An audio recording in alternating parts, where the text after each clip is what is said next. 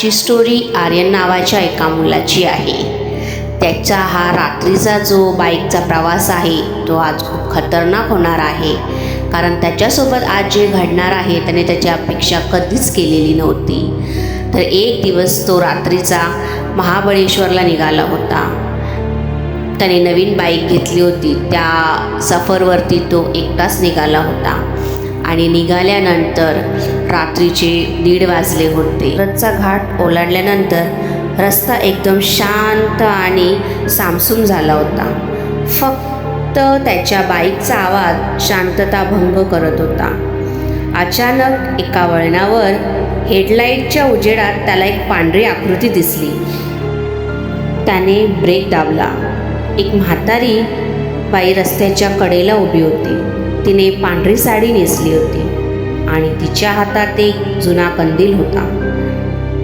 आर्यनला वाटलं बिचारी म्हातारी अडकली असेल, म्हणून त्याने विचारलं, आजीबाई कुठे जायचं आहे तुम्हाला? इतक्या रात्री इथे काय करता?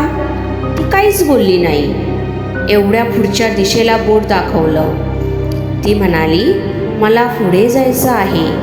आर्यनने तिला मागे बसायला सांगितलं। ती बाई गाडीवर बसली, पण बसताना गाडीचा जराही भार जाणवला नाही। आर्यनला थोडं नवलच वाटलं, पण त्याने दुर्लक्ष केलं आणि बाईक पळायला सुरुवात केली। थोड्या वेळाने त्याला जाणवलं की हवा खूप थंड झाली आहे। त्याने आरशात पाहिलं तर पाठीमागे बसलेली म्हातारी वेगळी दिसत होती। म्हातारी सरळ त्याच्या डोळ्यात बघत होती। तिचे डोळे पूर्णपणे काळे झाले होते। तिच्या डोळ्यांची जी काळी बुबुळं होती ती वेगळी दिसत होती। आणि घाबरलेल्या आर्यनने बाईकचा वेग वाढवला। 80, 100 ते 120 तास। पण जसा वेग वाढला तसं त्याच्या कानाजवळ कोणाच्या तरी हसण्याचा आवाज येऊ लागला। अचानक त्याला जाणवलं की त्याचे खांदे कोणीतरी घट्ट पकडलेले आहे। त्याने खाली पाहिलं तर त्याचे हात बाईकच्या हँडलवर होते, पण खांद्यावरती असलेले हात मानवी होते। ते हातांचे सापळे असल्यासारखे होते आणि नखं लांब होती।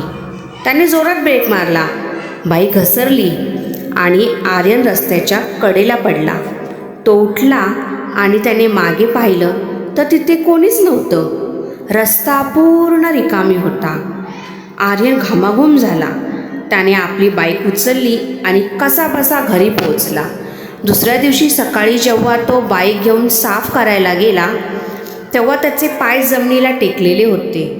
त्याच्या बाईकच्या मागच्या सीटवर रक्ताचे माखलेले हातांचे ठसे उमटले होते आणि सीटवर एक पांढऱ्या साडीचा तुकडा अडकलेला होता। आर्यनने जेव्हा आपला जॅकेट काढलं तेव्हा त्याच्या खांद्यावर 5 लांब नखांचे निळे पडलेले वळ होते। जणू काही ती आजी अजूनही त्याच्यासोबतच होती।